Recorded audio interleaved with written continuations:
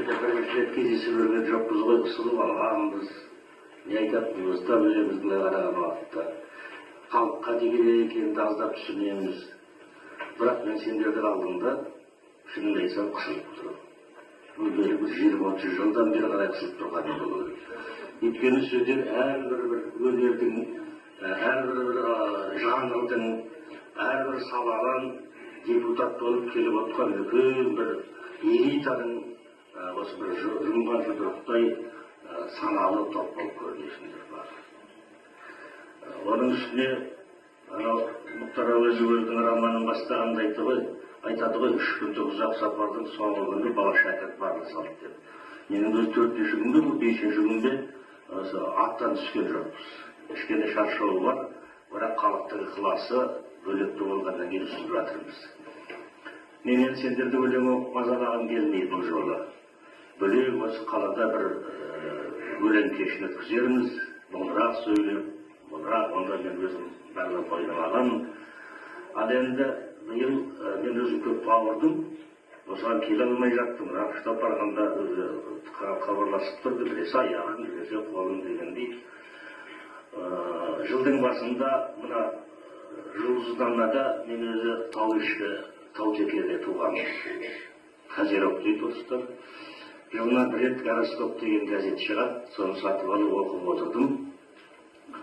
Бұл өзі ғылым демес, мистика ма бірдеңе ғой өзі. Оған не сенбегің келсе, айтқаны шығады, сенсе айтқаны шықпай қалады, соны оқыдым.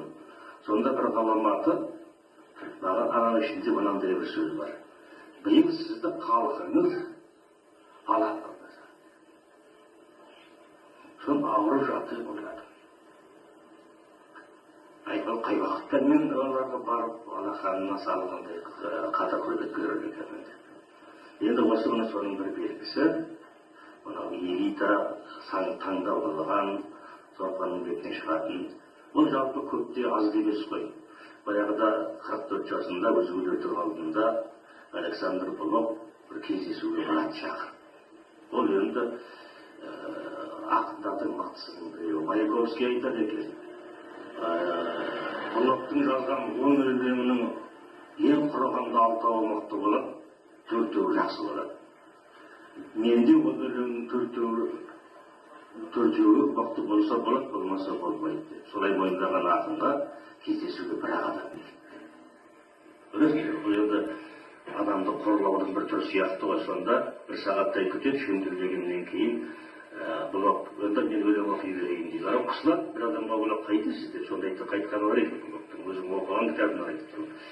Маған ол қаптаған түк түсінбейтін бір карьерден, бір клубтан түсінетін бір адамның өзі қымбат екен. Сонда сендер сол келген біреуден есептегенде, сендер мен Блоктың 10 есе 100 есе бақыттымын деп есептеймін. Барлығы адамыңда рахмет, саған көптен рахмет. Сен баяғыда мен сол алғашқы кітаптарым шыққандан бастап менің соңымнан қалмай осыны жаңағылардың бәрін таңғалып отырмын. Сонда мен өзім берген болуым керек. Ол кезде оқып тұрез, мына Ақыштап айтқандай, шынында да кітапқа оқуға сай керегін тауып алғанда сипалап жүріп, мына соқыр адамдар болады, далаға қалай шығып, қалай келетінін бәрін біледі. Сол кітаптарда да менде соқыр адам болса да, сол қай кезде не қойғанымды біледі. Ал таппай қалсаң, шынында да қиын. Мынау кітап дегеннің өзі аса қымбат дүние, екінің бірімен бермейді. Кітаптың өте қымбаттығы соншалық, мынау Қытай деген өте бір қатал ел ғой, таспау ел, көпті көрген, заңы да қатал болған. Соларға бір күріш қолын шауып ұстайтын еді бір кезде. Солардың көне заңында кітап ұрлаған адам сотталмайды. Бұл бір ғаламат заң деп есептеймін, бір үлкен мәдениетті елдің жұртқа үйрететін дәстүр секілді. Мен оны «Ой орман» деген кітабым шыққанда түске шейін мен барып түскенде бірге тұрдым, өзім жақсы көретін дүкенінен. Соны 10-дан асан ғана алып жүрдім. Мен ойладым, бүгін ертең бірсі күні сатып алар, менің кітабым кімге керек деп. Сол күні өтіп кетті. Соны елден талай хат алдым. Сонда қалай сатып алып, қалай ұрлатып алғандар да бар. Осы бедекейде архивінде осы биыл амандық болып. Осы жетпістен аман шығатын болса, сол архивті түзетуге, жөндеуге, реттеуге сұрыптауға отыратын түрім бар. Мынау Әбіште, Зейдолла Серікқали, Барқын, Жұмеке марқұм бәрі келіп бірақ дейгі соның бір күні байқадым кішкентай кітаптарым жоғалып кете береді. Поэзиялық кітаптар үзілген болмайды ғой. Бірақ енді жолдастарымның көруге тәуекел бар ма деді, арым шыдамады.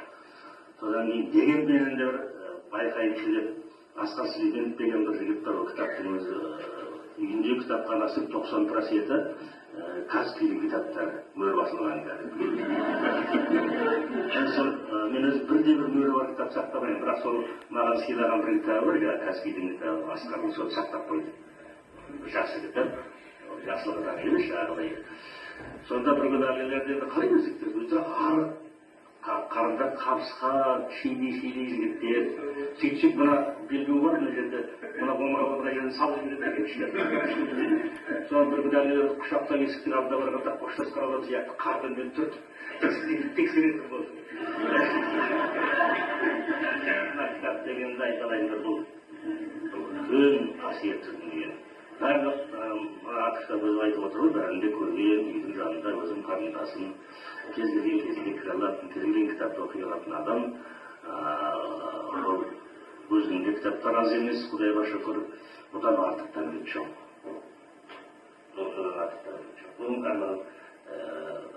Әрине, біздің кезімізде кітап арзан болды. Совет үкіметтің бір ұлы қасиеті, кітапты кез келген адам сатып алады. Оның үстіне букинистический маркалар, Карл Маркс көшесінде бір букинистік магазин болды, жартысы букинист, жартысы. Сонда енді қандай кітаптар көреді? Қазір түсінеді, ақша жоқ істейді. Біреулеріне 37 жыл, 37 жыл сотталған адамдар болды. Солардың немерелері де тұрғыста қаша болғанда атаны кітап тапсырып көргендер. Ол жерде кітап сыйлайтын, кітапты да өте көрмейді. Сосын енді кітаптың да қадірі түспейді. Баспа көп, мысалы Шымкентте бір Құдайберді бір 10 шақты баспа бар. Сарыағаш деген ауданында 7 университет бар. Мен деген сонда ғой, ол заман деген. Оған профессорлар қайдан тауып жатыр. Жоқ деген баяғыда университет деген атақты алу үшін жаңағы профессор ғана емес, онда бір мықты сол академиктерді келіп жүрді, әуесіндерді шақырып, жалынып, кәсібінде сағат бергізді. Әйтпесе орында қонып келмейді ғой. Енді мен сіздерге не айтамын, егер сұрақтарыңыз болса қойыңыздар, ол кішкене болмайды варианты, ал бері кездесуді кеңейтіп өткізейік. Дұрыс қой деймін ма? Бұл Рабхат Қалиевтің жеке архивінен бейнетаспаға түсірген Рабхат